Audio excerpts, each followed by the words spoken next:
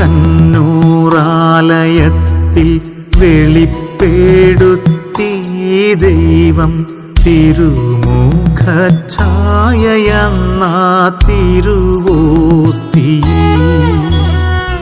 വിളക്കന്നൂറാലയത്തിൽ വെളിപ്പെടുത്തി ദൈവം തിരുമുഖഛായയെന്ന തിരുവോസ്തിയിൽ. വിളിക്കുമ്പോൾ വിളി കേൾക്കാനരികത്തു ഞാനുണ്ട് എന്നു നാഥൻ കനിഞ്ഞോ തീ കുർബാനയിൽ.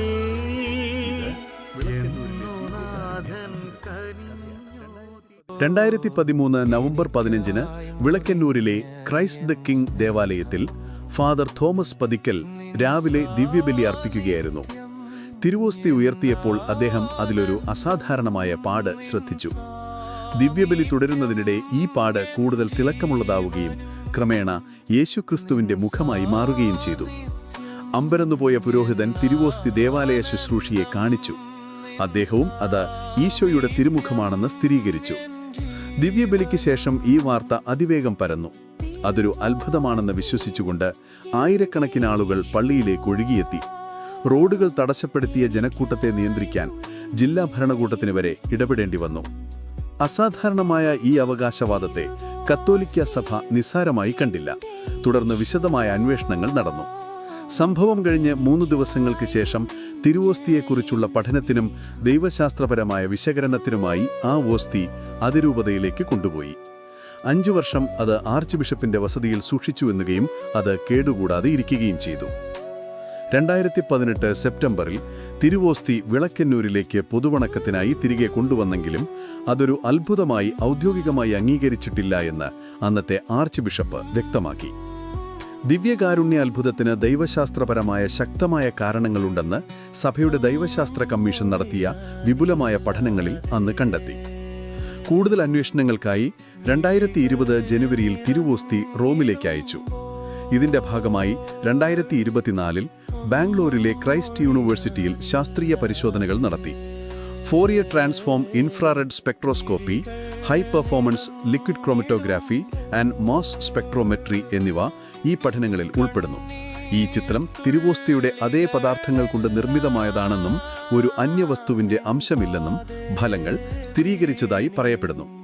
ഒടുവിൽ 2025 മാർച്ചിൽ വത്തിക്കാനിലെ വിശ്വാസ തിരുസംഘം ഈ സംഭവത്തെ ഒരു അസാധാരണ അത്ഭുതമായി അംഗീകരിക്കുന്നതിന് തടസ്സങ്ങളില്ലെന്ന് പ്രഖ്യാപിച്ചു. 2025 മെയ് 31 15,000-ലധികം ആളുകൾ പങ്കെടുത്ത ദിവ്യബലിയിൽ ഇന്ത്യയിലെ അപ്പസ്തോലിക് ന്യൂൻസിയോ ആർച്ച് ബിഷപ്പ് ലിയോപോൾഡോ ജിരെല്ലി വിളക്കന്നൂരിലെ ഈ സംഭവം ദിവ്യകാരുണ്യ അത്ഭുതമായി ഔദ്യോഗികമായി പ്രഖ്യാപിച്ചു.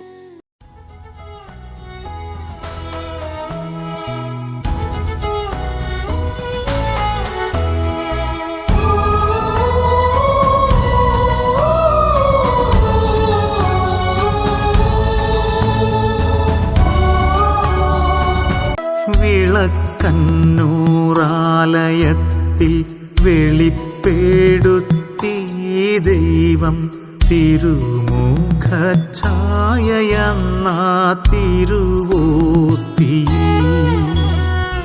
വിളക്കന്നൂറാലയത്തിൽ വെളിപ്പെടുത്തി ദൈവം.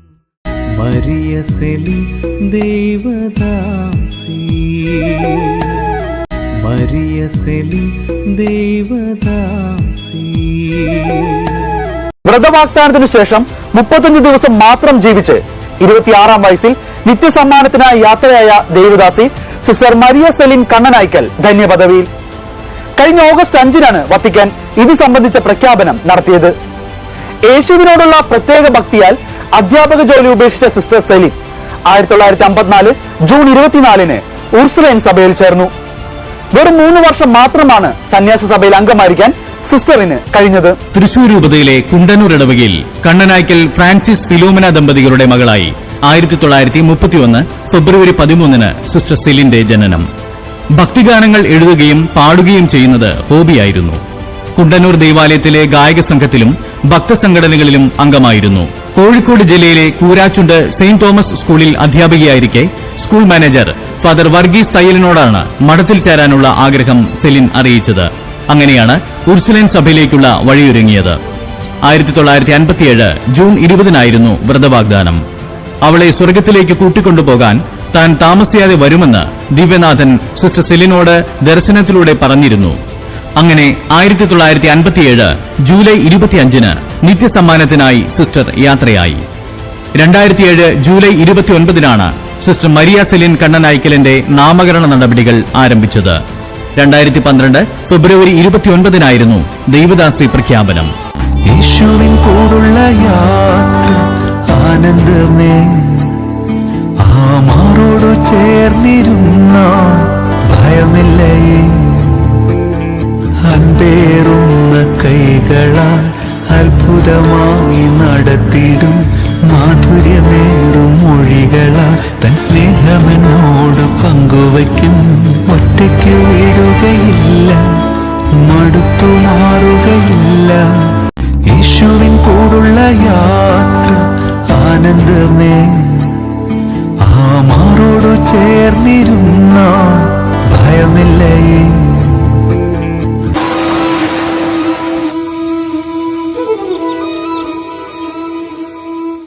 മാഹി ദേവാലയം എന്നാണ് മാഹി സെന്റ് തെരേസാസ് തീർത്ഥാടന കേന്ദ്രം അറിയപ്പെടുന്നത്.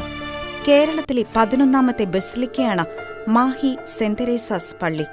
രാജ്യത്തെ ചരിത്ര പ്രസിദ്ധമായ തീർത്ഥാടന കേന്ദ്രങ്ങളിൽ ഒന്നാണ് ഫ്രഞ്ച് ഭരണപ്രദേശമായിരുന്ന മയ്യഴിയിലെ അമ്മ ത്രേസ്യയുടെ ദേവാലയം.